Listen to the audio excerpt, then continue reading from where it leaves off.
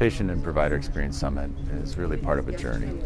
We've started over the last few years to try to shift the culture of the hospital and to really focus our attention on the patients and providers and to optimize their experience so that people want to get care here and the providers want to work here. And when Dr. Johnson listened to my story and asked me if I would be willing to come and speak to the team here at the Royal Alec, I thought, yes, of course. I received a call from Dr. Curtis Johnson about 2 weeks ago, and I had met Dr. Johnson 6 years ago after I had a really bad stay at the Royal Alec, and I went in and talked to him about my experience, and we ended up getting to know each other. He listened to my concerns, so he called me 2 weeks ago to let me know about all the exciting changes that are happening at the Royal Alec and to invite me to come to the summit. This summit is that opportunity to share ideas. The summit is that opportunity to get people to pause for a moment on their very busy schedules, to open up their minds to new ideas, to reflect and to say what's one or two things I could do differently that might change the patient experience for the patients I look after, or that might change the provider experience for the people that I work with and my colleagues, or that might change me. Well, this morning at the Patient and Provider Experience Summit, I was able to do the encouragement for the encouragers. So in healthcare, everybody's giving all the time, and so we have high expectations of our healthcare professionals. So this is a chance to get re-energized, to fill up the cup, and actually to look at what people actually need in order to have their cup filled. I'm thrilled to be here to contribute on the subject of hardwiring a five-star experience. And we're going to divide it into two parts. One is, if you want to be a provider of choice, if you want to have world-class patient experience, you need to be an employer of choice.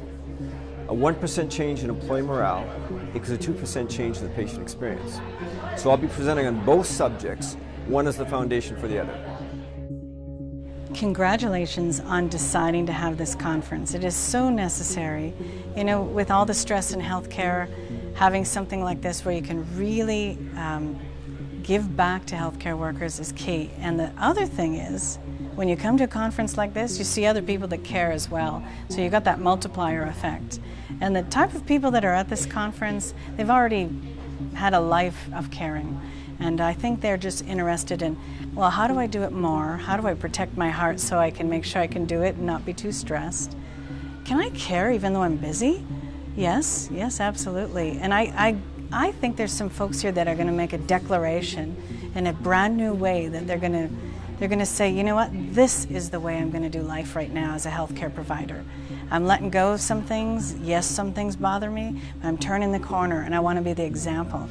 And you know, you have one or two folks like that in a healthcare system, they can inspire the rest and so on. But it takes a few people to start it, and I think that's the folks we see here today. Well, I want to compliment the Royal Alex Foundation big time because I live in Alberta. I'm a citizen of Calgary, and I'm an expert on the subject, and I spend all my time in the US working with hospitals and health organizations there because essentially there are a few Canadian entities that are interested in the patient experience. So when I discovered Dr. Kurt Johnson and Marilyn Wecko and that the foundation was interested, I went, yahoo, congratulations, because which does the patient better understand, their clinical treatment or their personal experience? It means a lot to me in two different ways.